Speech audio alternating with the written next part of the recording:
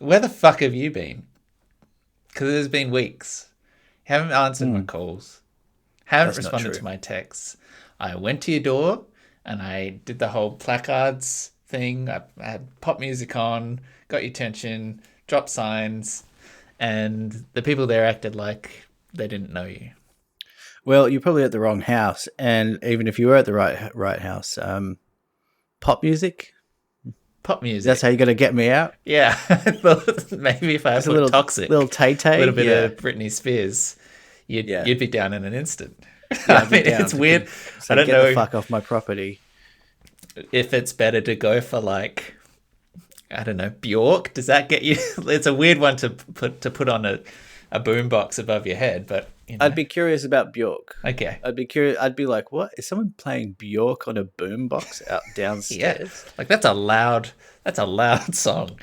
But yeah, it's been a New York minute, as That's the funny you said New kids would York say. because where are you right now? Da da da da da. I'm in the big city, the big The smoke, Big the Smoke, big apple, Seoul, Seoul, North Korea. Wait, South Korea. South Korea, Shit, South Korea. I keep making that mistake. Yeah, I'm sure the Um, locals love that. they do not.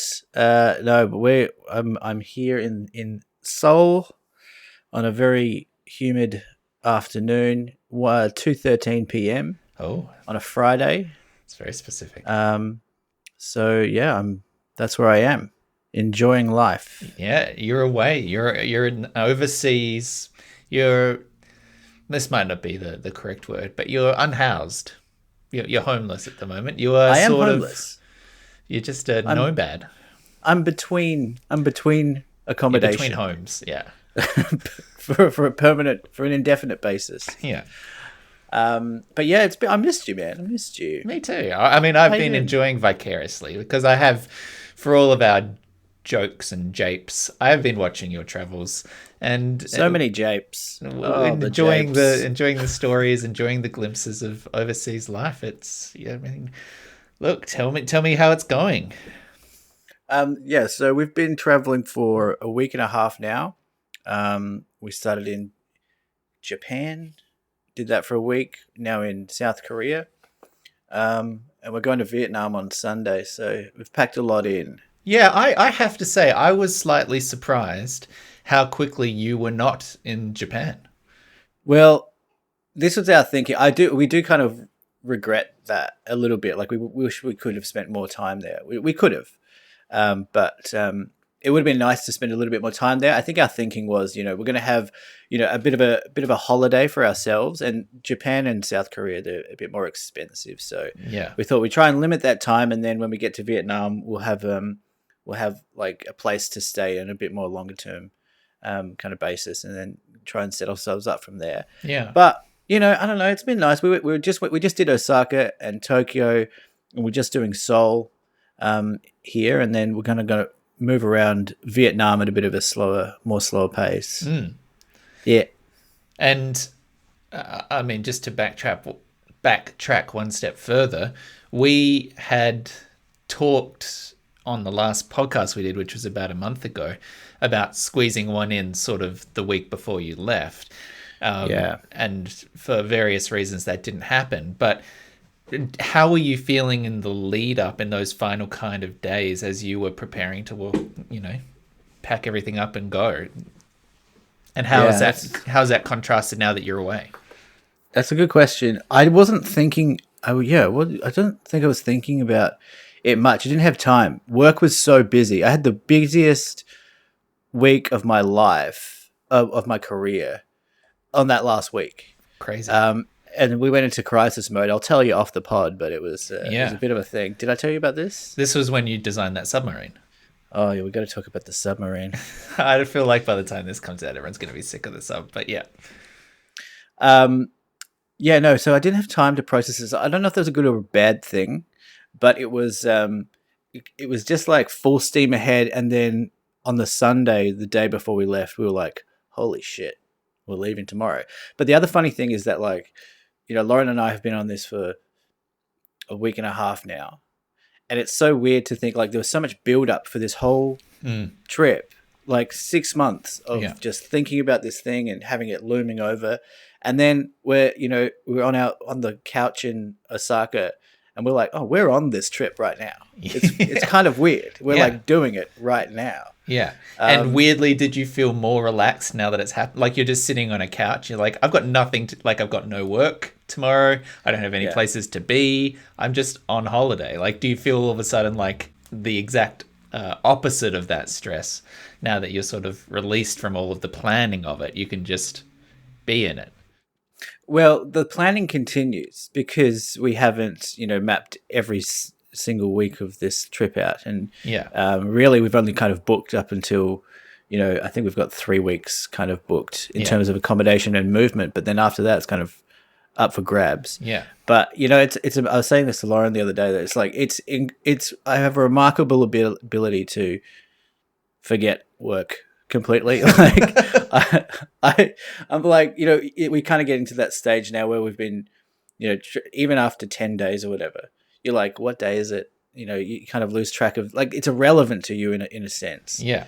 But yeah, it's been a pretty quick transition and like a pretty seamless one. And when you're in a new environment, and it's like Japan and Korea, completely different places to what we've been used to for the 100. last few Yeah. years. 100%. Your all your senses are firing. When you just go outside to go get a cup of coffee, your the stimuli is just so profound that I think it lends itself to like forgetting a lot of what's happening back in Australia. Yeah. And you can check in on Instagram, see what your friends are doing, and they're doing all the same things that you were doing back there. But I don't know. There's a real sense of detachment for me, at least. Like a good detachment. Do you mean detachment, or do you mean like space?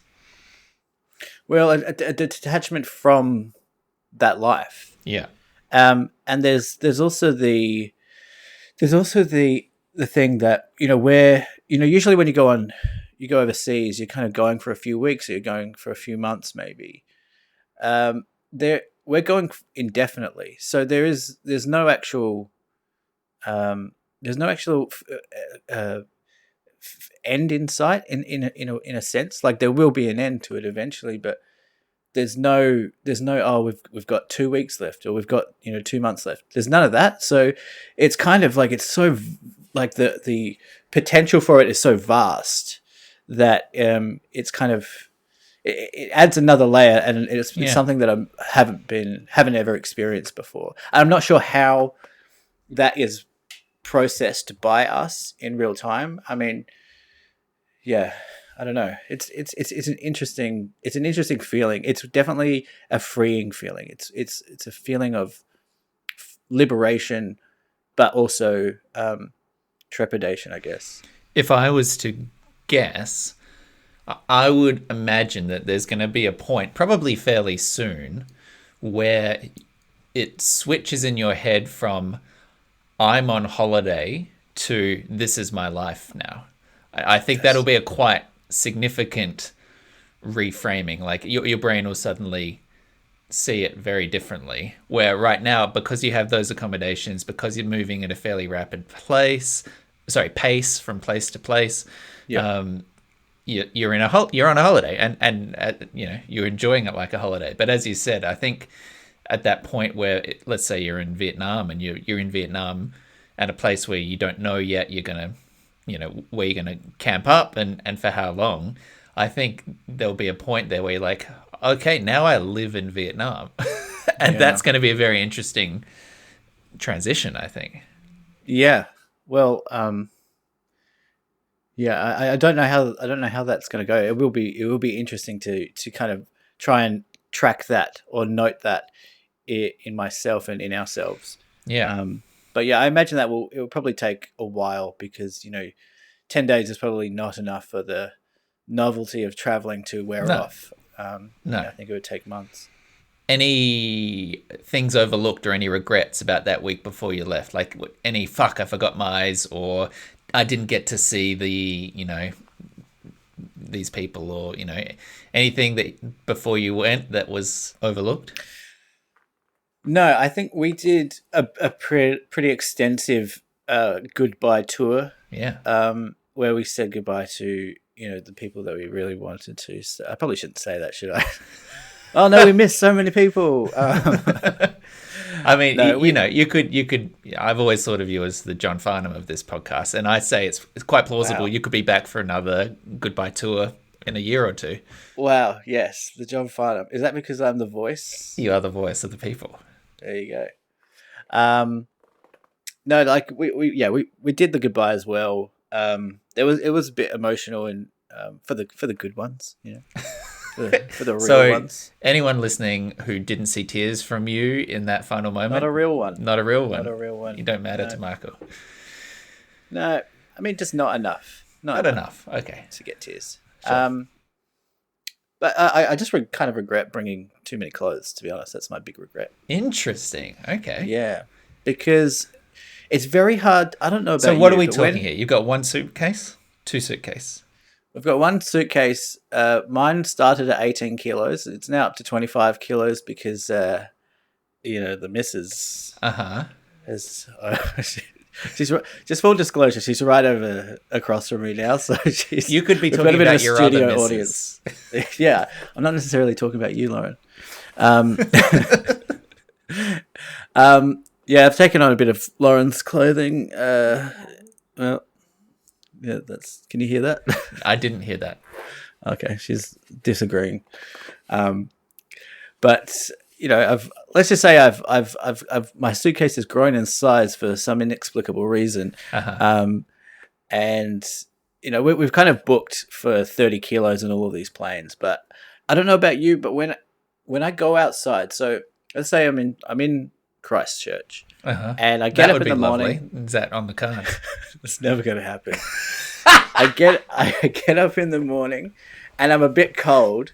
I'm a bit cold. I would say I'm a bit chilly, but it's 24 degrees outside. Okay. I don't check what the temperature is outside. I just dress because I'm cold now. I put on a sweater. I go outside. I regret the sweater. That's exactly how I've packed.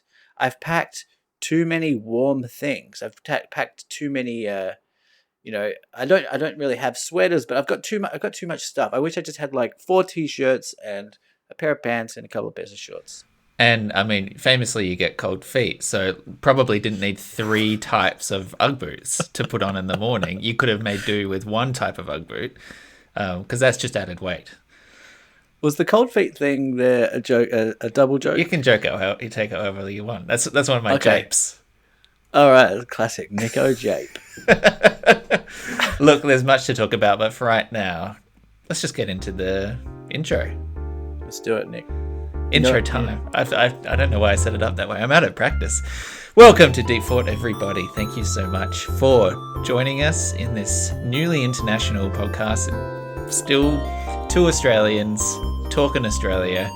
Neither of us in Australia. Sitting through the internet with me this week in Seoul, South Korea. My friend Michael. Hello. Hello. And my name's Nick. Thank you so much for asking. It's lovely to be here. Lovely to be here. I have missed you, Nick. I have to say, miss this is the best internet connection you have ever had in your life. So famously good internet, and you are crystal clear right now. I feel like I'm seeing words before you've even uttered them out of your mouth. Well, if you could let me know what those words are before I actually say them, that'd be handy for me. Because I've got about a 3-second lag on your brain to mouth. Yeah. Okay. But also new laptop. That's new lappy. Yeah. Partly to do with it, but it's going to slow down after this. I would say in Vietnam. Just a heads up. But enjoy it while it lasts. I am enjoying it. I appreciate that. Yeah, and hopefully when we do become a bit more based somewhere. Was that a weird sentence? Well, based is sort of its own slang, but continuing, yes. We're based. Does based mean cool? I think, yeah. It's like based in fact is the idea. Like that's like a good opinion is the idea. It's like true. Yeah, it's like true, but it's like cool true. It's like cool true. Yeah. And that's cool the name of the game. I'm neither of those things. I'm neither cool nor true. Oh, I think that people would disagree about the true thing. You're nothing if not explicit in what you think or believe at any moment. Well, thank you for the half compliment. Yeah, but what I was saying is that hopefully when we get to Vietnam, there's a little bit more regularity. It's just been a bit chaotic the last few weeks. So I know we've got at least half a dozen listeners out there that are going, "Where's the podcast?" Yeah. But hopefully, We'll be back. it will kind of iron itself out in the next few weeks. Yeah, it should be good. How is the travel dynamics going? Like we established before. I mean, you've got, you'll have to blink your answers to this one because there is someone in the room still. But we were talking about before leaving how you'd never lived in the same house before, and now here you are 10 days in of 24/7 contact. It's been good. I think we're traveling well together. It's had a couple of tense moments, but it's been overall very good. I think. I've come with a few dilemmas here, and I have told Lauren that there's this one particular dilemma that we had that I think I wanted to get your input on. Okay. Then maybe if Lauren feels like I'm not representing her side of the story appropriately, then she can jump on and give her side. Okay. So the first flight we had a connecting flight from Melbourne to Cairns and then Cairns to Osaka. Oh. And so the first flight was about 4 hours, I think, and then the second flight is about 7.5 hours. 4 hours from Melbourne to Cairns. Yeah. I suppose less. Yeah. Anyway. Maybe less. So anyway, I booked the tickets. I graciously give Lauren the window seat, and I take the middle, thinking that we're probably going to get lucky on that second leg. The 7.5 hour flight to Osaka. So we by get lucky I mean hopefully there's no one next to us who's flying from Cairns to Osaka. Sure. Turns out a lot of people. Yeah. So just before, this is just after takeoff the seatbelt sign, and I noticed that there's an emergency exit row that's completely free. Right? Actually, we noticed this just before takeoff. We thought, you got to stay in your seats before it, while it takes off, and then you can move around if you want. Who are we flying with? Good old Jetstar. Okay. But this is not just any emergency exit row. This is the one just before business class where you've got extra leg room. Okay. Right? So we've clocked this seat. I'm in the middle. I'm next to some just regular looking guy, I guess. Just some hairy guy. And quite hairy. And so they take off the seatbelt, and I asked the guy to scooch up. He gets up, but he's a little bit annoyed. He gives me he doesn't say, yeah, no worries, none of that. He kind of, I might have just heard this in my head, but I suspected that he made a little muttered that he was annoyed that I asked him to get up, and he's thinking, is this just going to be what happens throughout the whole flight? I'm going to have to get up for this asshole. Is he 50 or same age? What are you talking? I think he's about the same age as me. Okay. So when he was it's not like a grandpa. It's like he's an able-bodied guy, shouldn't really be causing a fuss. I mean, I get it. Like if I was in his position, I'd be worried that there's going to be a lot of moving around, and I don't want to have to get up. Yeah. Multiple times if I want to sleep or whatever. Anyway. So I get up. Sorry, just one more question, then I'll let you get on. When you say you might want to sleep, this is a night flight. No, this is just during the day. But okay, people sleep. Sure, yeah. I'm just checking. So as I'm doing this, there's another Japanese businessman who has also seen this premium seat that's free, and he's jumped over into the window, and he's put his stuff in the middle seat. So I'm like, shit, I kind of missed my chance here, thinking that Lauren and I could just move up to the emergency exit row and have, a very comfortable flight rather than being in row 13 or whatever. So this is the dilemma-y part.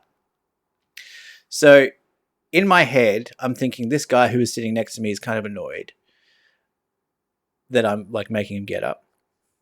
So I make a split-second decision to grab my stuff and take that seat, not really thinking about, whether or not Lauren can come or wants to come. Maybe she wants to stay So in your logic the window seat. in this moment is, I'm going to grab aisle seat in this emergency exit.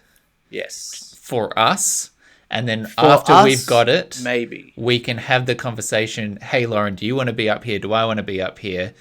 But look, we've called dibs. This is on us. Yes. The middle seat there has businessman shit on it. Yes, but he could plausibly move it. He immediately did. Okay. Because I kind of asked him, I was like, "You're right if I take this seat?" Because I think in his head, Japanese businessman is thinking, I've got this whole aisle to myself. I've got this whole row to myself. This is, maybe I can even lie down. Yeah. But he's just like, yeah, take that one. We just want. To be fair, he was sitting already in the same row, so he had that leg room. Okay. But he was smushed between two, let's say, larger folks, people. One which had a nasty cough, like a thick cough. So I understand his move entirely. But the other thing was, I'm thinking window seat to me is the premium seat, no matter where you are.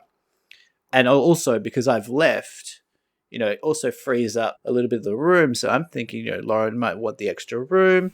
I'm also only two rows ahead. There's still a little communication there if you want. Now, Lauren did not see it that way. So what happens next? You go up there, you sit down there. Are you expecting her to follow you? Are you dumping your stuff, coming back to tell her what you've done? What happens next? So, this is only 2 rows ahead. So I put my stuff there. I come back and I say, I've got those seats there. Do you want... I offered the seat to Lauren. Uh-huh. She's saying, Lauren, do you want to give your version of events here? No? Oh, okay. I'll just... So far, that means you're not egregiously off base factually. Okay. Would you agree that I'm not off base here? In terms of the facts laid down? In terms of the facts. It was, you just got up and sat there without telling me. That was the facts. So, from Lauren's end, it was that I just got up and didn't tell her. Okay. That what I was doing. So I just got up. I didn't even know if I was going to take the seat at this point. I got up and then I thought, I don't want to ask this guy who sat back down in his seat, the guy who was originally next to me. I don't want to ask him to get up again. So, and with the potential that I might move back again. So I think I just made a split-second decision to go take the seat. So Lauren stayed in row 13. I'm in row 11. Now with the extra leg room, loving life. I'm ordering cocktails. I'm talking to the staff. Me and the Japanese businessman played a couple of games of chess. Traded We're chumming it up. cards. We exchanged phone numbers, business cards. Yeah.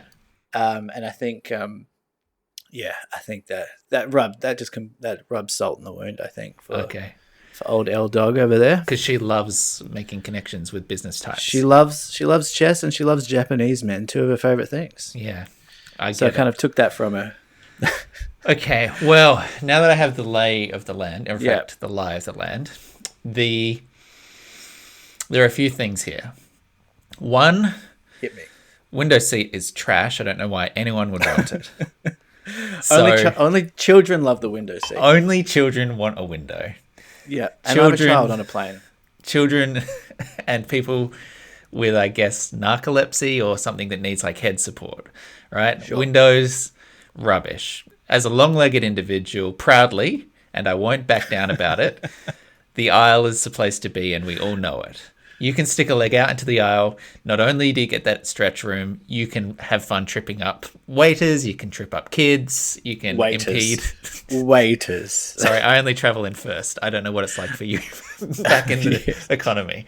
You've got waiters there who are separate I don't know. From the what are they called? Like the ushers? Whoever it is back there. Now, just a point on the aisle seat. I get that there's a little bit of extra space, a little bit of extra leg room, but if you're on a long haul flight, for me, I want to kind of relax and like nestle into some sort of position that might induce a sleepy state. Sure. If I've got a leg out, I'm constantly worrying about, am I going to trip up a waiter? Yeah, but you got the benefit of both, don't you? If you want to side stretch the leg, you can go out into the aisle. If you want to nestle, you can go under the seat in front. You've got both. Okay. So obviously, But you can't look out and was... see. Can't look out the window and see all the Yes, you can. stuff. You can look out the window. I mean, it's smaller, but what are you going to see most of the time? Other than maybe for 5 minutes on take up and 5 minutes on landing, what are you going to see? Clouds. Just fucking Google it. I love looking at the clouds. So I can look at the clouds for hours. that was your first error. I think it's obvious that communication would have helped. I think the other factor here is this is day one, right? This is the first flight, yeah. You have uprooted your entire life together, and within 4 hours you bailed. So I think that was part of Lauren's issue with it, was that, basically first flight, Yeah. I'm not even sitting next to her No. when we touch down in this new country. Yeah, and I mean, look, from her perspective, there was an option there where she could have theoretically joined you in the middle, a few rows ahead. But I don't know how she's meant to know what you're thinking if you don't tell her and you just fucking go. So I think surprise, a little bit of surprise, hurt decided feelings, She's got a very validated look in her face right now. I think that, I think that it is fair that your intentions were good. I think we can all agree an exit row. Wow, chef's kiss. We love it. We love the legs. Waiter's kiss. Waiter's kiss. But you should probably tell your partner what you're doing before you just disappear and go have cocktails with a Japanese businessman. Yeah, fair enough. Yeah. Well, okay. Court is still in session. Were there other issues, or is that your main bugbear? Yeah, I think that was. I agree. The communication was not where it should have been, but I panic. Sometimes I panic, and I don't know what I don't know what I'm doing. It's much like I don't know what I'm saying until 3 seconds later. Yeah. I don't sometimes know what I'm doing until... You're impulsive. Well-meaning impulsive. Thank you. Good couples counselling there, Nick. You're welcome. Now, have you shat in the vicinity of each other yet? Yeah. Well, look. Okay. So the shitting thing. This is... You've got her attention. I think the watch that time actually did get caught on mic. Oh, good. What? So we've been saying, as you know, Japan and Korea, densely populated places, where we've stayed in some very, let's say, cozy apartments. The one that we're in now is actually a loft. Yeah, nice. With the beds kind of above the kitchen. Cool. If you know what I mean. And we kind of have to kind of do this war crawl, to commando crawl to get up to bed every night. Uh-huh.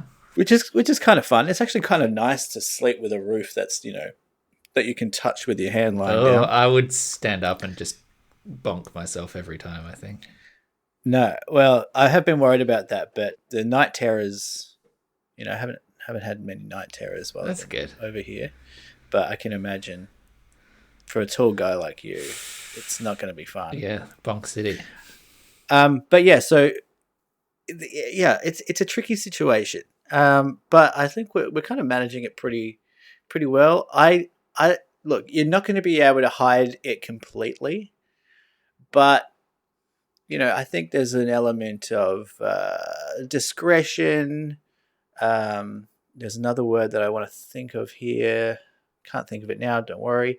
But there's you. Not saying you go out of your way to try and hide it, but you want to keep it's still courtesy, the romance alive. So I think we've done a pretty good job. I haven't heard anything that's made me want to bail. I don't get why you're so uptight about it. Like, why Why are you not happy to like shit in the room next to someone, but you're perfectly happy to shit on each other during sex? Like, what's that? Well, Cleveland steam is kind of hot, and it's all about context. It's all Right. about context. Yeah. No, look, I don't I don't know. understand straight sex. I don't get it. I assume, yeah. Honestly, neither do I.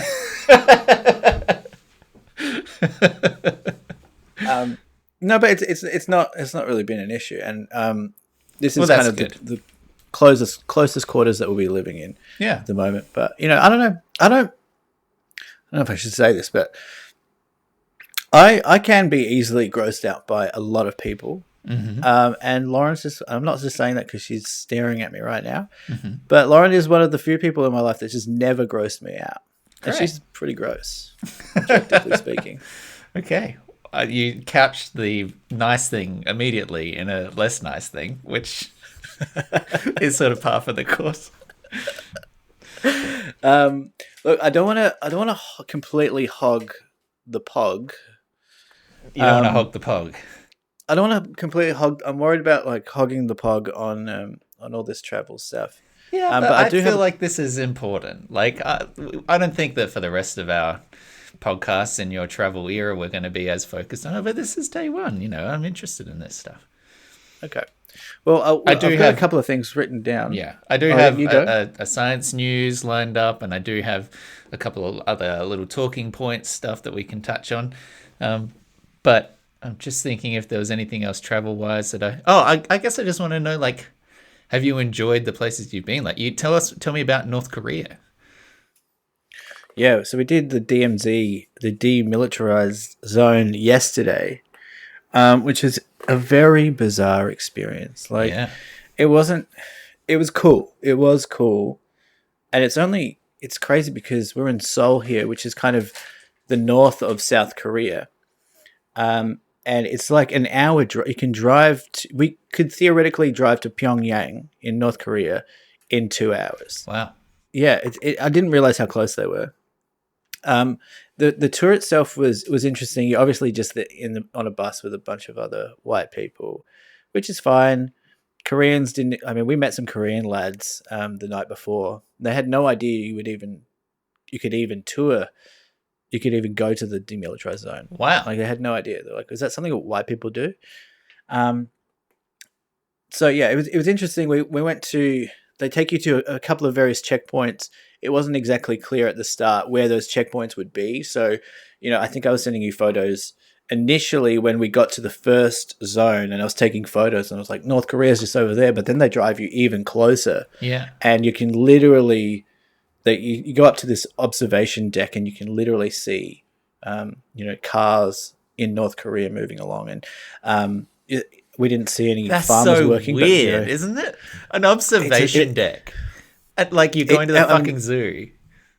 Well, that's exactly what I said. Like, it was so strange to be looking at people just living their lives.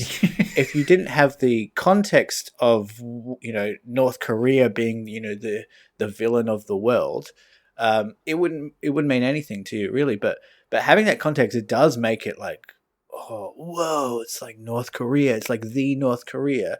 But you're just watching people live their lives, which is interesting. Also, you can go to North Korea. Yeah, so that's what it's just Ben a bit did. Tricky. He went in there. Yeah, he was in. I'm sure. I'm pretty sure. Wow. Yeah. I mean, I would love to go, but yeah, no, like you said, it's kind of like it's kind of like treating people like zoo animals. Yeah. And I don't know if you know that. Well, I just found this out that you can script it into the military. Yeah. Every man has to serve in the military at the age of 20 in South Korea. That was famously what split up BTS. Oh, right. Yeah, of course. Behind the scenes. And so there's all these like young soldiers up there, and they're kind of they're kind of the rowdiest ones. They're kind of joking around. It's like kind of very, laddie, which you kind of don't really expect out of South Koreans. You kind of think that the military service in South Korea is kind of treated really seriously, and that there's a lot of respect amongst people in the culture here. So it's kind of weird to see all these boys together in their uniforms going up on the observation deck, looking into their enemy, Yeah. and just watching North Koreans. And I'm guessing that they're just doing it as part of it's kind of context for their service. Yeah. But Right. it was odd. Like I think I took a photo of all of those guys kind of lined up, and it's a little bit surreal just to watch South Korean soldiers looking in at North Korean civilians. But yeah, it was a cool experience. I mean, they've got a fucking theme park there though. Like I didn't know how to take it, and they've got at every point that they take you to, there's maybe like 5 checkpoints. They're serving hot dogs, and they've got like DMZ merch, and they're playing like smooth jazz, and there's a theme, an empty theme park there, and I was just like, Demilitary land. Yeah. yeah, like what is this? It was very odd. Yeah. But it's a cool experience. Like I don't know, I probably wouldn't do it again. They actually take you down through one of these tunnels that the North Koreans built. After there was I'm going to butcher the history here, but there was like an armistice agreement where they agreed that they wouldn't fire at each other or whatever, and then North Korea secretly built all these tunnels underground into South Korea, Right. with the intention to invade, Sabotage. Yeah. I guess at some point. And then anyway, they were found by South Korea. They reclaimed them, whatever. Now they've turned them into a tourist attraction. And you can go down there, and that was part of what we did. We went down into these tunnels, and it's like an 11-degree decline. And it's like I think it's 400 meters in this tunnel. You can stand up to a point, and then you're kind of walking hunched over. So it's kind of cozy. And there is You 200 started falling other asleep. It was like your ideal plane scenario. There's 200 other tourists in there though. And you have to wear a hard hat, and you basically get down to the bottom, and I couldn't even make it because it was too we stopped at one point, and I saw all of these people at the bottom of the thing waiting to look through this. It's kind of a peephole, Lauren said. Yeah. She finished it. Kind of to look through this peephole thing, and apparently they just made up these artificial plants and stuff to make it look like it was a place, but it was just fake. And I just started to get a bit panicky, so I had to leave. But yeah, claustrophobic.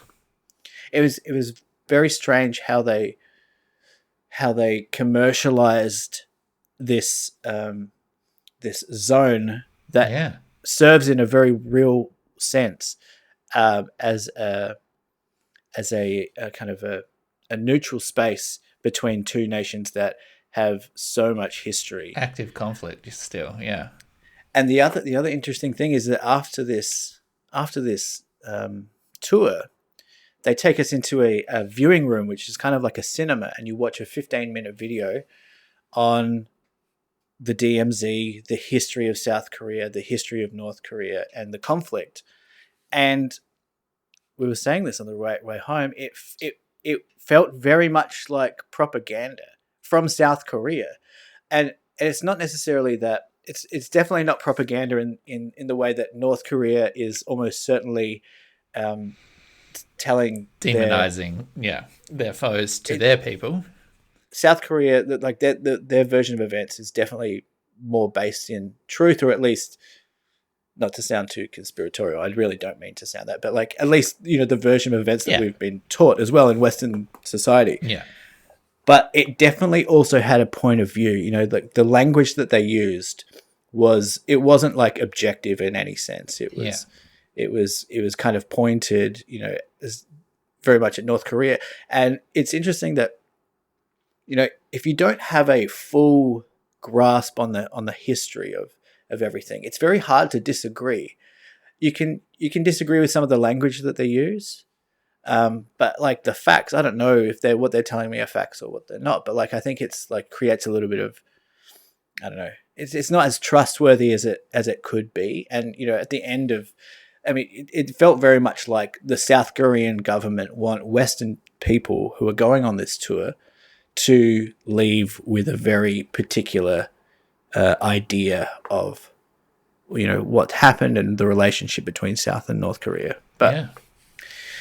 anyway, It's interesting in the context as well of, the entire country, as you say, all the men for decades having been conscripted and gone through a militaristic preparation process and everything. I'm sure, as you say, that the focal point of like making that a tourist destination is for tourist impressions, like it's communicating something to the outside world. Yes. But I think it would be true to say that also it's a self-reinforcing belief system thing there as well, where the narrative also suits the idea of conscription and the preparatory military stuff that every man has to go through. Like it's bolstering that narrative too, I'm sure. Yeah, absolutely. And we learned a few different interesting things about the relationship. One of them is that and apparently this is our tour guide, who's a really funny young guy, South Korean guy. He said that South Koreans can tell if you're a North Korean. They have obviously a lot of defectors in South Korea. And he said that they stick out like a sore thumb because a lot of the language that they use is very old-fashioned. It's like they've been stuck in time. Yeah. So South Koreans can tell if you're a North Korean just by how you speak, because you speak like you're from the 20s or something. Yeah. Right, yeah, and they also have to, those defectors, they have to spend 3 months. If South Korea will invite North Koreans to defect to their country. Yeah. But they have to spend 3 months in an education kind of program in order to assimilate them back into South Korea. Yeah. So I read a book, I'm pretty sure this is the one, called In Order to Live by Yeonmi Park, which was about a North Korean girl who defected, went to South Korea, and her struggles to escape everything from prostitution and child abuse, and she had a sister and all of this, a mother and a sister who were trying to all get out at the same time, and the shit she went through to leave North Korea and get to South Korea. And no spoilers, she ended up getting there because she was able to write a book about it. But at the end of that novel, they're talking through that process of the several months of what did you call it? Like re-education, or re-education program. That whole time in almost like a prison of a different kind, where you're learning how everything you thought about the world was wrong and get re-educated about it. So if there is, either in yourself or in anyone listening, an interest in those kind of stories, I can recommend that book, because I really enjoyed that perspective of it. But it doesn't make North Korea sound like a particularly hospitable or pleasant place to go live. I'll definitely check out that book because I need some things to read. So yeah, thanks for that. Yeah, but I mean, the other thing is Kim. I think South Korea has had something like 12 or 13 presidents or presidents since it became its own nation in 1950s. Wow. And North Korea's had 3, and they've all been related to each other. And it's just so funny that you can have the North Korean people living frozen in time, it sounds like. Yeah. Meanwhile, Kim Jong-un is palling up with Dennis Rodman and Trump, and he's living his best watching life. Pornhub, and he's obsessed with Disneyland and shit, and it's a bizarre. They should invite place. him to the demilitarized zone. It sounds like there's a Disneyland equivalent right there. Well, seems like a big old teenager. Yes, that man. Oh well, that's really interesting. Thank you for sharing. I look forward to in 2 weeks' time you'll be in Vietnam. We're there on Sunday, actually. Yeah, so it'd be interesting to hear what continues to happen in our next pod. Yeah. All right, how about you say things? Yeah. And I shut the fuck up. Hey, Michael, eat shit. Oh, what? Eat shit. It's time for science news. Play the jingle. It's that time. Time for science news.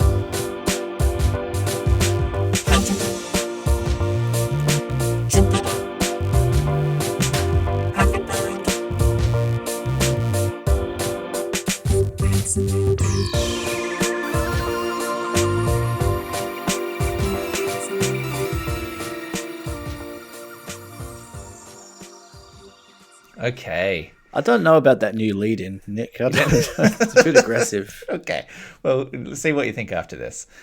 The Guardian reports that the US approves a fecal transplant pill that will obviate the need for stool banks.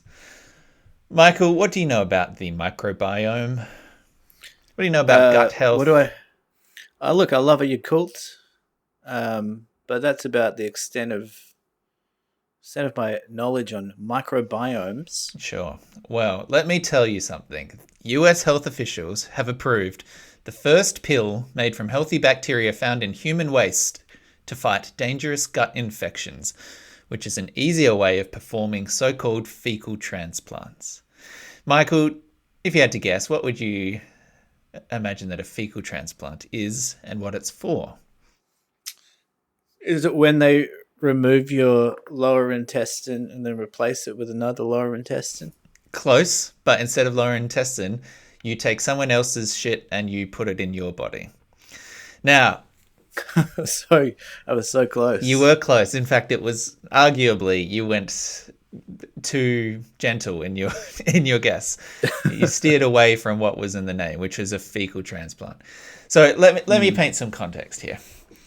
The gut, of everyone is a community of trillions of microbes, right? Bacteria and viruses and fungi and microorganisms are a sort of massive organic matter which digests food and has its own. It's a colony that's actually 2 kilograms heavy, and the health of that colony, that biome, is affected by your environment, by what you eat, and in turn that then affects your metabolism and your immunity and even your mood. So to be healthy and to keep humans healthy, the microbiome also needs to be diverse and healthy. But that's an increasing problem in the modern world where diets are less diverse, where medical treatments like antibiotics come in and kill off good bacteria. The whole Yakult thing, the whole probiotics thing is the idea of putting good bacteria back into the gut. It's all in this context of the broader holistic impact that the microbiome has on the human body. In some people, the microbiome has been so badly damaged that it needs new microbes to be introduced. And for the past 10 years, the way this has been done experimentally is through fecal transplant. Yes, literally taking the poo of a healthy person and giving it to someone whose gut is fucked so that the good bacteria and the good biome and the shit of the healthy person can grow in the gut of the person who's struggling. This is a fecal microbiota transplant, or an FMT. This has been approved. Yeah, I'd be calling it an FMT if I was in the marketing team at that place. I understand why you would brand it. So this has been approved in Australia. This has also now been approved in the FDA in America. It's specifically at this point for treating infection by what's called the Clostridioides difficile bacterium, or C. diff. It's an infection of the gut that's like really serious and can actually be deadly. The analogy that this article uses is for people whose gut has been disrupted by antibiotics or medical treatments, it's like the internal rainforest. The microbiome has been razed to the ground. Then C. diff, this bad bacterium, pops up like a weed, starts producing toxins, just shreds your guts, basically. So the fecal matter transplant is to revegetate the landscape, put good bacteria back in, drown out the bad, weaker competitor, this C. diff. So then the gut recovers, and then it treats things like ulcerative colitis, inflammatory bowel disease, other kinds of like real difficult medical conditions. So for the background, Can you tell me more about the process of putting shit in? I would love into to. someone's- And thank you Okay, for you've got that? Yeah, I have all of the details here, and thank you so much, because I was going to go there whether you wanted to or not, and I really appreciate that you set me up with genuine interest. Yeah.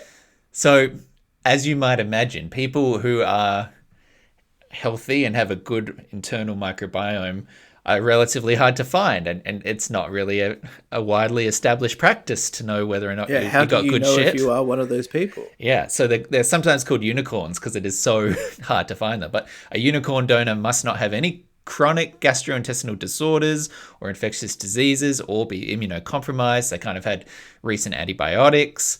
They'll also be screened for a range of diseases. There's a biotech firm in Adelaide who has just been approved by the Therapeutic Goods Administration, and they have a special loo for poo donors to make their deposit.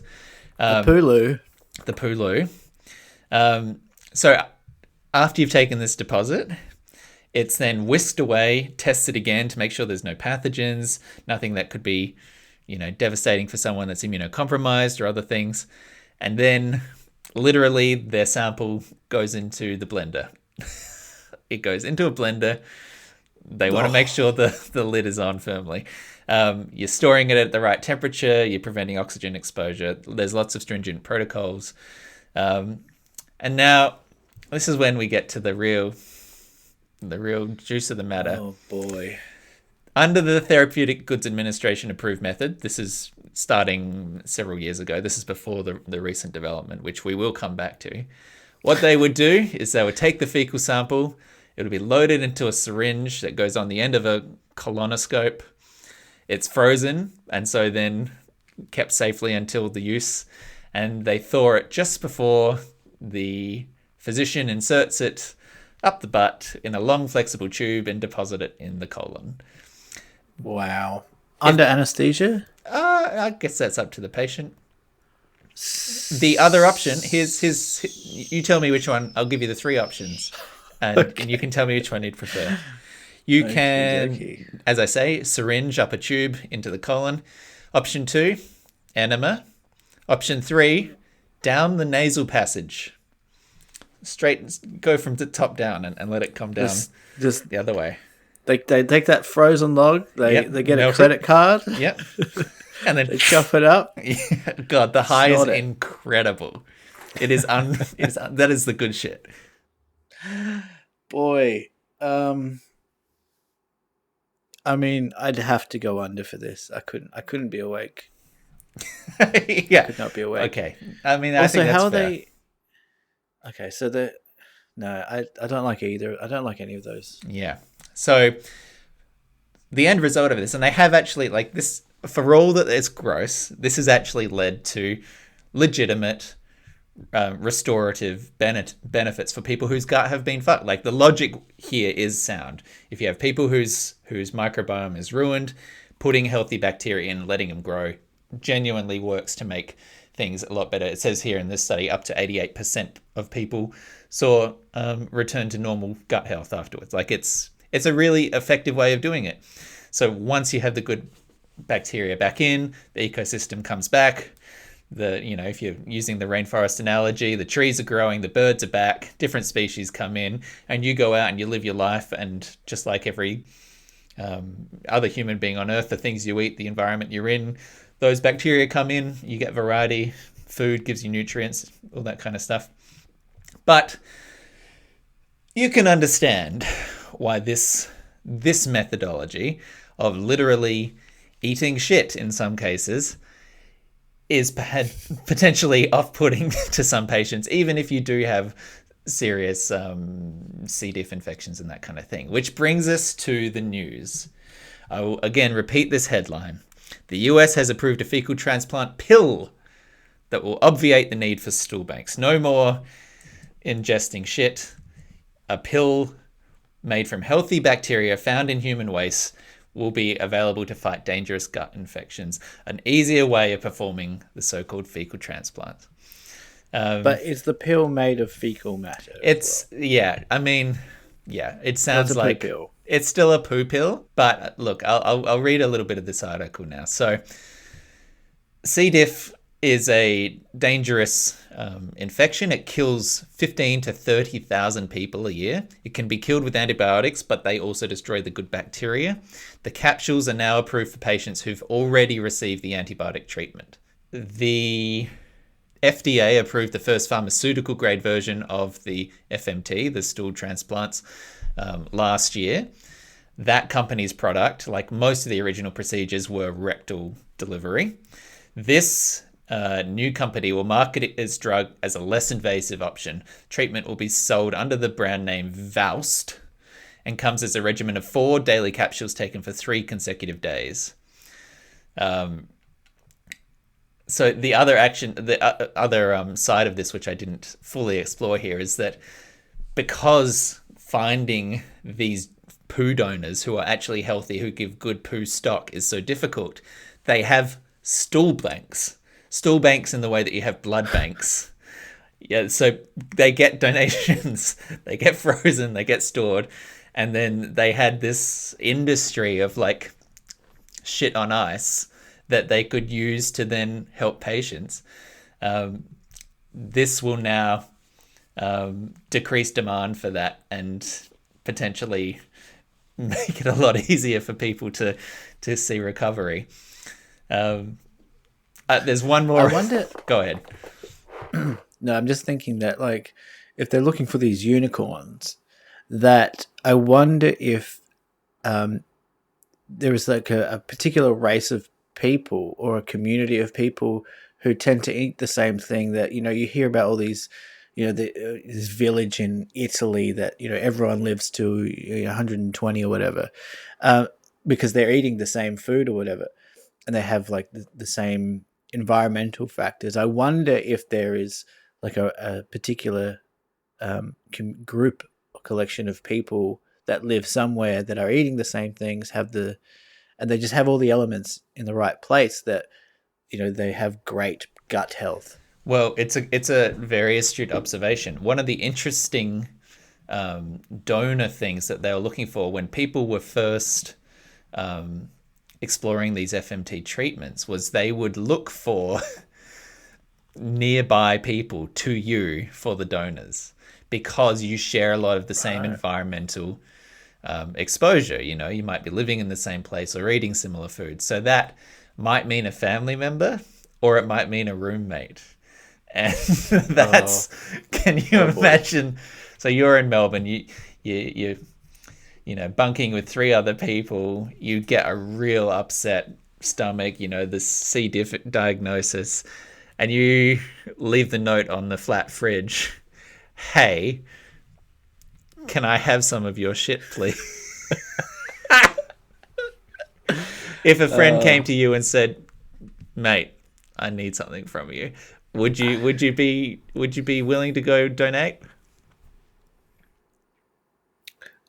If it was you, yeah, I would do it. I would do it for that's you. Very nice. I wouldn't do it for a lot of other people though. Okay. And I also wouldn't receive it from anyone that I knew. I'm not receiving it. I'd rather die. I would rather die. I would rather die. I wouldn't be able to look you in the eye. How could you do that? How do you to ask a friend to do that? You'd have to take them out for coffee, even though that's a diuretic. That's not going to help. Yeah. That's not going to help. I just no. Okay, here's my final twist on the story, and then we can leave it behind.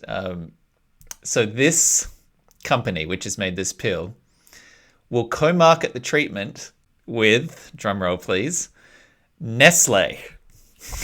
Nestle, and will split the profits. The company will receive $125 million on a milestone payment from Nestle in connection with this FDA approval. So Nestle really looking out for all parts of the digestive experience here. Nestle soon bringing to market its shit pill. So keep an eye out for that, folks. It's funny that Nestle are on board here because literally all of Nestle's products are brown. Exactly. I mean, you can see where the Coffee, correlation comes from. Chocolate. Yep. There's Nesquik. I think that's Nestle. Yeah, isn't that's it? brown. Or Yeah. is it? It's all brown. Well, it's on brand. It is very interesting, the relationship between mood and your gut and your gut health. I think like there's only like awareness being brought to it now, but like the saying, go with your gut. There's been like a sense, I think, from people without understanding the science completely that your gut really does have a huge part to play. It's like a second brain in a way where it can affect mood, it can affect emotions. People, I don't know, does it affect decision making? I guess so. Probably. People refer to an instinct as your gut instinct. It is a very interesting relationship that we have with our gut, and it does seem to be like a big engine in the human body that like does a lot more than just processed, micronutrients, macronutrients, and waste. Yeah, I agree. I think it's genuinely a very interesting area of research. And I think that, as you know, we talk on this podcast a lot about what will we look back on 50 years from now and look Yeah. at what we're doing and how we're living and be like, oh my God, how did we not, X, Y, Z. I think gut health is one of those ones where it's going to grow in terms of It'll be big. importance and understanding in a huge way, whether it's in terms of cancer implications or mood or, depression or there are lots of interesting studies. Let me be clear that I don't know that there is a proven correlation between depression and gut, but in terms of those kind of implications and the way that they interact in your body with other aspects of your physiology and your psychology, I think it's going to be very interesting to see where this area of research goes. Big time. And I think that I read that this may or may not be related, but the number of cases of colon cancer, especially with young men, it has increased dramatically since the 1990s. They had that. Who's that famous? Who's the guy that died from it? Who won an Oscar posthumously? He was like a Marvel guy, I think, maybe. Oh, right. Yeah. Chadwick Boseman. Was that colon cancer? Chadwick Boseman. It was colon cancer. But yeah, apparently it's on the rise. Well, but do we know it's on the rise, or are we catching it more? I have no idea. Just talking shit. Well, literally. If you don't mind. Yeah. If you don't No, mind. I'm not, being argumentative. I'm just curious whether or not we do actually know that more cases are happening versus being better equipped to catch it or identify it. I am scared of colon cancer because it's the grossest cancer. What? Yeah. Really? Do you understand that? No, I don't. I'd understand. rather have like lung cancer than colon Why? cancer. Because the lungs to me aren't gross.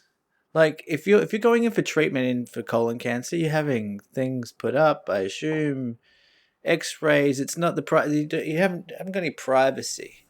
Okay, I wouldn't have thought that was your number one priority in those moments. To be me, look, it would be. If I had a colon issue, I'd be like, fucking get in there as much as you like. Yeah. Do all that you need because I don't want to die. Please continue. And you know what? I'm not even going to make a joke about you. No, but you smirk, so we know what you're thinking. But I appreciate you didn't verbalize it. I didn't verbalize it. And that's how traveling has already matured you as a person. I'm now a better person. But let's ask Lauren. But let's not. If you've enjoyed our chats this week, well, Thank you so much. That's a lovely compliment to hear. Why don't you put it in writing, though, on one of the many services that we frequent? You could flick a message to Facebook. You could rate us on Spotify or write a review on the Apple Podcast platform. You can send it to your friends and suggest that they might like listening to this episode, or you could write an email to us, deepthought@gmail.com, and we would happily read that out. So plenty of options there. Don't be a stranger. It's not worth it. It's not worth being a stranger. Yeah, be a friend. Everyone wants a friend. Don't be a stranger. I was thinking about doing some postcards. Oh, that's a good Bring idea. Some old school postcards. What do you think about that?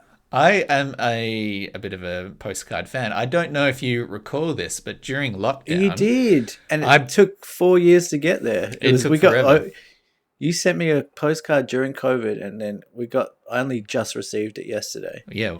On the original 2020 lockdowns, the day before everything shut, I went to the post office. I bought 40 stamps or something and 40 postcards. And every day I wrote a postcard to a different friend, some back in Australia, some locally, and just used that as my excuse to go for my exercise. And I walked to the post box each day and posted one card. That's a lovely... I love that very much. It was a nice kind of psychological tool as well to just like keep in contact with people in a time of uncertainty. So go for it. I say postcard away. All right. Well, maybe you'll get one. Oh, okay. Do you know my address? No. Okay. Well, we will find that out. Well, I guess if I'm asking for your address, you know what you're getting. Yes. Actually, just send me your address, and then I can just do it whenever. Yeah, there are ways to sort this out off pod, or we could just leave this in. Yeah, just leave it in. A little peek behind the curtain. Okay, you got some story nibbles for me, some outros, some questions, some bits.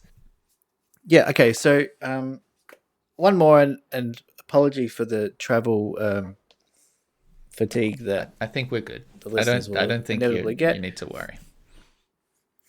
But so Lauren and I went in Tokyo. We went to this theme park called Fujiku Highland. Do you know about this place? Fujiku Highland? No, I don't. Yeah. Well, this is they've got some of the biggest and scariest roller coasters in the world. Oh. And that's not just something that they say; it's something that the Guinness Book of Records says. They've got four of they've got like the fastest roller coaster, the one with the biggest, the steepest decline or whatever. They've got all these. They've clearly built these roller coasters to smash Guinness Book of Records. Breakers, yeah. Record breakers, but it's all set against the backdrop of the base of Mount Fuji. Okay. So it's picturesque. It's incredible. Now it was kind of drizzling, raining basically every day we were in Japan, except for this day that we went there. So we had the most incredible view of the Fuji, as they say. Is that what the locals call it? The Fuji. The Fuji. And we went on these roller coasters, and it was I hadn't been on a roller coaster in ages, but it was fucking fun as shit.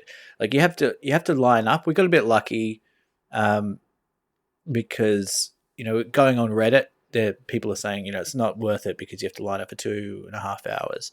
We got pretty lucky. The longest we waited was an hour and a half for one roller coaster. Yeah. But it was so fun. But it got me. Are you a coaster guy? You like a coast? Well, haven't. When I was a kid, I went on 2 roller coasters that I loved.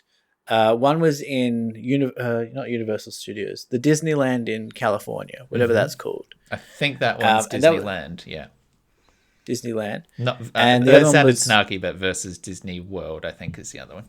Yeah. Something different. And that was a big one. That's like a objectively, you would say it's a scary one, but kind of got nothing on this. But I went there when I was like 15. I mean, it was a thrill, but fucking Disneyland. You're going to enjoy it, right? Right. But I mean, like it's scary as a kid to feel that sensation of just dropping and accelerating at the same time. Yeah. And the other one was I think it was either the Batman or the Superman roller coaster in Movie World? Queensland. Yeah. Movie World. And I haven't been on a roller coaster since I've been about 15. Right. And those times, this is, I was thinking about this as well. When I went on those 2 roller coasters, both of those times, I was lining up again. I just stayed there by myself, and I was just doing them again and again and again. And in both instances, my dad, who was with me those times, was like, okay, well, I'm going to go off with your brother and we're going to go explore the park. But if you're right here, and I was cutting the line because I was just just a single boy. Kid, yeah. So I was just going again and again and again. And I'm thinking, like, if I had a kid who was 13 or 14 and he was going on these roller coasters and just doing it again and again and again, as a parent, I'd be like, this is alarm bells for addictive drug taking behavior. Like, because it's like the wanting the high, the rush. And it's like, again, it's like, I would say that's a red flag for Really? for like drug abuse. Okay. That seems like a bit of a stretch to me. Does it? Okay. Yeah. Well, turned out not to be true. Yeah. Just, for the most part. Yeah. But no, so what I was thinking about roller coasters, we went on these terrifically scary roller coasters. Like, I mean that in the truest sense. They were like, so they were Fast, fun, intense, but they were fucking horrifying. scary at points. They're really, scary. But I was thinking, why do, go on. Are they seated ones? Are you dangling? What are we talking in terms of connection? There was a dangly one that's a spinning one as well. I did a Universal Studios in Tokyo or something like that, or outside of Tokyo. Yep. And it was a suspended one where it's strapped around your chest and then you tilt forward and you dangle underneath the track. So it's going like this. Oh, yeah. And I did that one, and that's like you're just staring at the ground. Like that one is, it's very intense, not feeling like you at least have a seat underneath you. Yes. And then 2 weeks after I was there was a news story around the world that exact coaster that I'd done had stuck halfway through, and people were stuck on that ride for 2.5 hours as they worked to get people off because the cart had stopped halfway through the machine, and they were just dangling their legs above like a 30-foot concrete drop for 2.5 hours.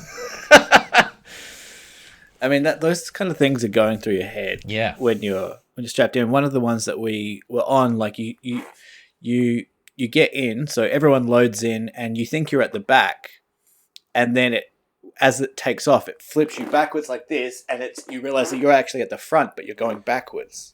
Yeah. And it's dangling and spinning, and this is like, I'll send you some videos of the ones that we went on, because I think you get a real sense of how scary these fucking things are. Yeah. Anyway, great time. But what I was bringing this up is, it got me thinking, like, why do people go on roller coasters at all? Like, what is it about human beings that want to experience a fear, and it is genuine fear, but it's also exhilaratingly fun, and also some people don't want to. Some people are just like, fuck no, why would I do that? So, like, is it acting on this like primal, what primal feeling or behavior is this reenacting? I assume it's some sort of reenactment of a primal level. I mean, I think it's the same reason people go on hot ones, right? It's like hitting an extremity of feeling, and then the afterglow of the adrenaline and the endorphins. Right. Is this? I mean, you said it jokingly, but it's like taking drugs in the sense that it gives your body a flush through of all of these like emotions and hormones and things that it doesn't feel in day to day, and that's fun, right? That's novel. There are some people for whom they're like absolute roller coaster addicts, and the scarier the better, and they're probably immune to a lot of the like fears and the feelings like that. For someone like us who don't do it that often, Yeah. you jump on for the first time in 20 years and you're just about shitting yourself because it's not Yeah. your normal life. But Yeah. it's not because I think in the moment it's fun for most people, though I think the speed and the deceleration and that kind of stuff could have moment to moment thrills. I think what gets people coming back is the aftermath, where it's like you get off and you're like, oh my God, and like your body is like convulsing in this, wash of fear, adrenaline, endorphins and everything. And it's that a high afterwards that brings people to it. Yeah, that's a good point. Like there is there is definitely a rush while you're doing them as well. Yeah.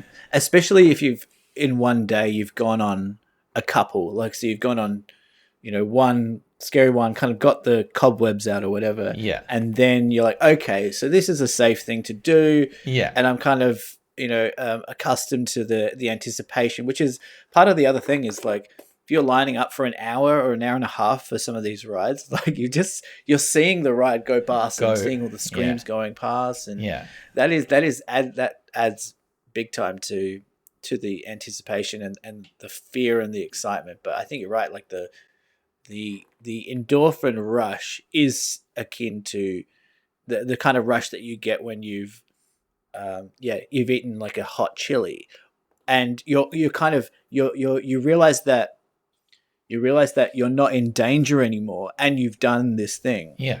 It's like when you eat It's a hot the near chili, at miss. some It's level, where your you- body's just like, we're being poisoned. Yeah. And then the pain fades, and you're like, well, it's kind of maybe like the same runner's high or something like Yeah, that. or the near miss of like you're on a road and then someone pulled in front of you and you slammed on the brakes and then you get out and it's not fun, but like afterwards you have this kind of like you're shaking with adrenaline thing, right? Like it's Or you're like drink driving and then you see an RBT and then they wave you through. I mean, it's the same thing. very relatable. Yeah, and you're just like, whew. Got The away night with continues. it. Yeah. When I went to Universal Studios, as someone who was not a coaster head, is what people call them, I sort of set myself a challenge to do every ride in the park when I was there. And that included the really fucking scary one, which was dangling above the concrete and which failed 2 weeks later. But I set myself that challenge and I worked up across the day through all of the rides. It was also a fairly sort of damp day, so I didn't have all those huge queues and was able to do it. But by the end of the day, not only did I feel like the adrenaline of I've done these big scary rides, which I wouldn't have done before, but I felt like the satisfaction of, I did it, like all of it. Like I'd put myself through a thing, Yeah. And it's an interesting thing. I think like if you're looking at this from like an alien's perspective, I think you'd find it quite amusing that humans do this. It's almost it's to bring it full circle again, to go back to the zoo analogy of like there's been a lot of shit talk, more than usual in this episode, but to bring it back to the demilitarized zone, like the idea of like go up and stare at the humans in their cage, like this is another sort of like looking at this objectively. It's these little animals who are living in routines where the historic, when you were an ape in a tree, you were fighting or flighting. That's not how that phrase is used, but you were fighting or flighting all the time. And this is an opportunity for the animals to get that rush again. But it's as you say, if an alien was looking at it and peering through the fence, I think you could quite fairly say, why do they want this? I mean, I think that when I go to the gym, it's like seeing people running on treadmills inside. It's like if you were a caveman, you couldn't possibly explain that to a caveman. Yeah. Like, what? This is the thing we do when the mammoth is chasing us. Why have you chosen to do this here? Doing this on purpose in one spot. Yeah. It'd be so confusing. I feel like we need to touch on one other little bit of news. Okay. We talk sub. I feel like sub is done. I'm not interested in sub anymore. How do you feel, though, about Elon Musk getting in a cage fight with Mark Zuck?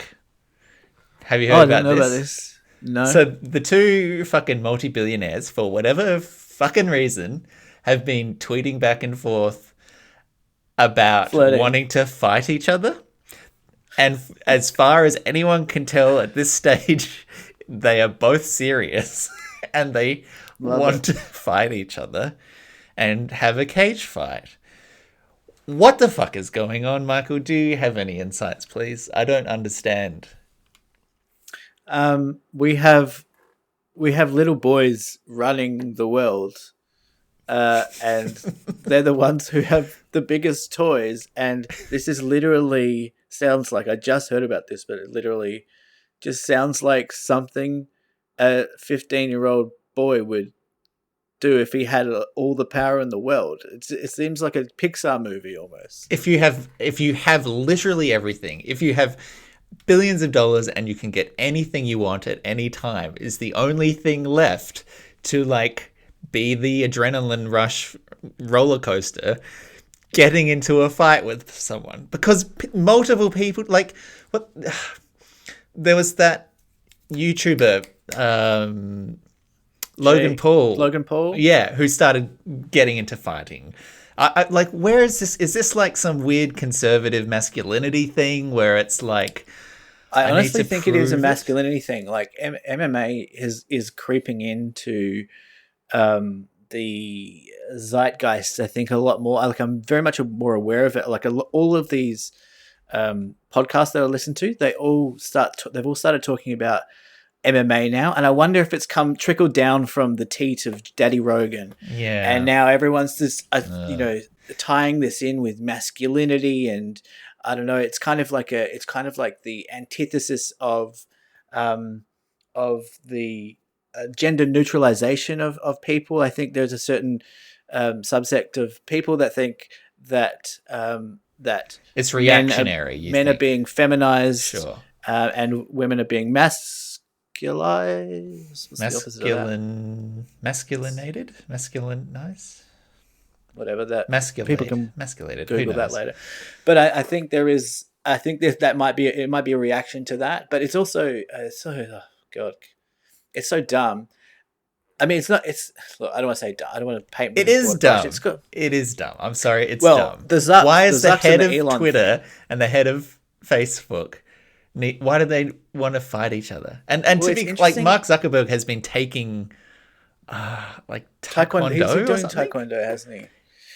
What I find funny about this is that like Elon he'll troll, which I think is yeah. I'm more amused by it than some, but Zuckerberg doesn't really have that in him. So maybe Elon's trying to troll, and then Zuckerberg's thinking he's got a lot of confidence from the taekwondo. Yeah. Well, do you know the show The Other Two?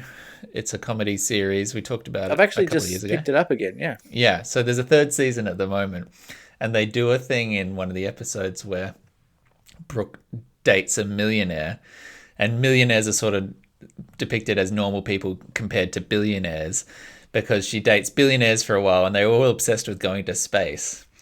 And then she dates a millionaire who becomes a billionaire during their date, and they depict it as a very sudden change of behavior and personality. And the guy just ends up like improbably like clinging to a wall halfway up the restaurant, and the billionaire she'd been dating had been like rock climbing and going to space and all this kind of thing, and the millionaire just says, "I want to get real high," like just like, which is the dumbest thing, but somehow so emotionally true about this kind of person. It's the idea of like, I just need to be up, I need to be on a tall place.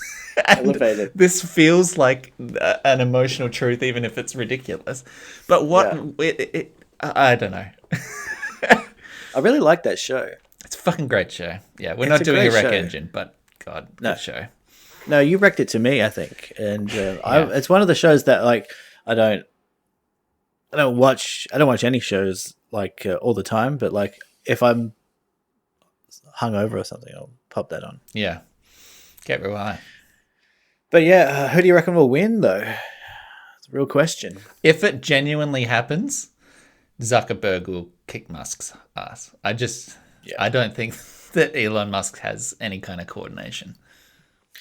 Yeah, I'm on Zucks as well. But I mean, what a what an ugly fight that's going to be. Like, and not ugly not ugly in the sense that it's going to be scrappy. Just like Just sad unappealing. to watch. I mean, sad fight. That is what MMA has brought to the table, right? MMA has made fighting sexy in a way that very few sports have. And if those two guys get in a cage, I think the dream's over. That's an unsexy fight, and we can all admit it. And maybe that's a good thing. Maybe we'll have maybe if Maybe they this fight, is everyone will good. be like, "Oh, is that what we look like?" And we'll be like, "Yeah."